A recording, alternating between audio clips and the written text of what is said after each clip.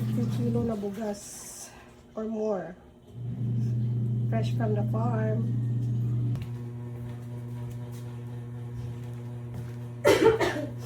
Hi guys! So ayun, new day, new vlog. So for today's video is paglilipat tayo ng bagong bigas or fresh galing from the farm, at yung luma natin ililipat natin sa eco bag kasi dito na siya lalagay. So ito yung lalagay ko ng bigas. 450 kilo to siya nalalagayan. So dito ko nilalagay siya, sobrang nakasil talaga to at sobrang worth it talaga nito nilalagayan. So dito ko siya nilalagay. Ha?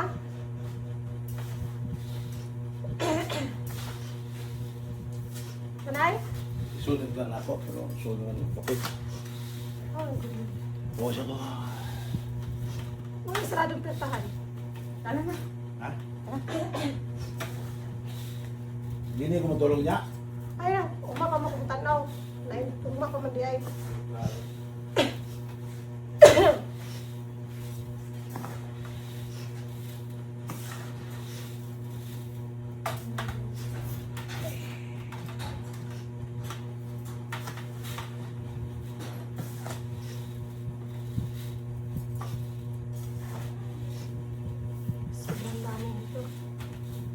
Ito yung black rice ko na binili ko na 150 kilo din siya ng pagkabili ko. So far, sobrang mahal talaga ng black rice, pero sobrang healthy talaga ng black rice. So, normally, yung kanin namin is black and red and white. Yung white is para lang yung kasana kasi minsan ayaw kasi yung black or red kasi parang dry siya, kainin or walang lasa. So ito, pinilang ko siya na sarili niyang bigas. Jasmine rice. Pero minsan, kumakain naman siya ng black. But most of the time, puti talaga.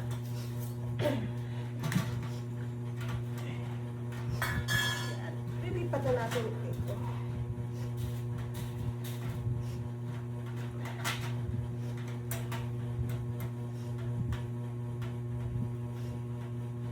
Tapos, marami pa yung black rice ko.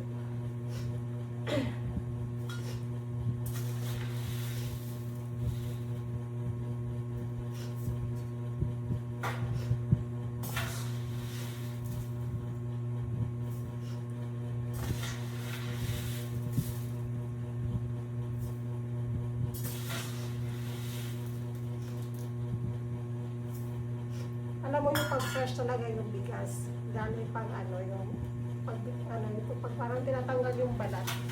Eh, marami pa talaga siyang tinatawag na tipasi. Yung parang balat ng bigas. Aray ko.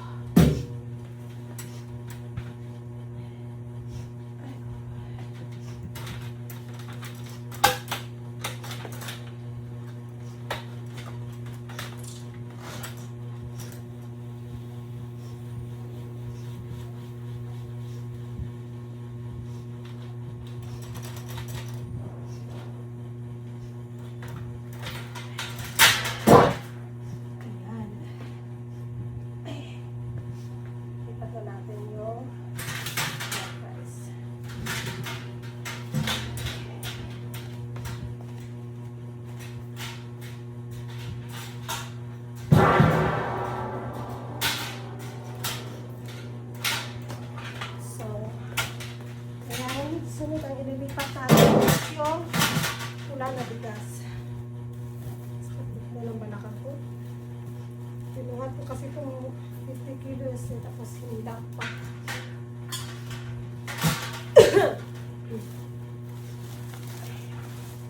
Sa panahon ngayon, kailangan talaga mag-tambak ka ng bigas.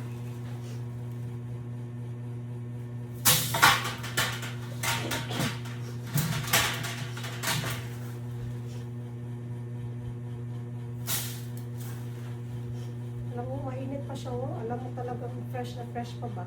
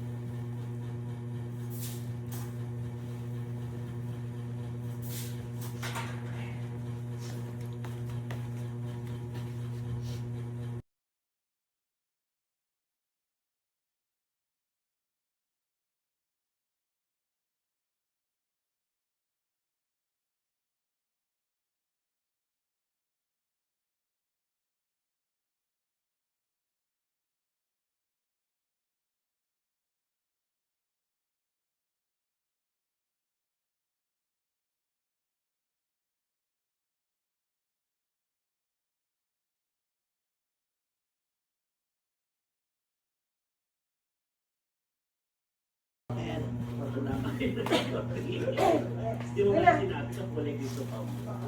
Nahili lang kita sa puno. Sige, kasi yung puno, ang bawas siguro. Uy, yes, tara. Nahili. Nahili. Spicy po. Sige po. Anything pa po.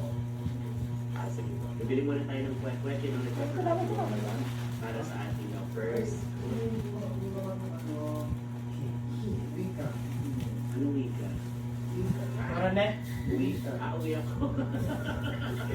Sige, hindi na natin sila kwek-kwek sa ating sa baba. Dito na sa ating. Gitara sa ilo. Gusto nakakaloka naman iba yata ako ng Exxon. Kasi kanina kala ko rin nakita ko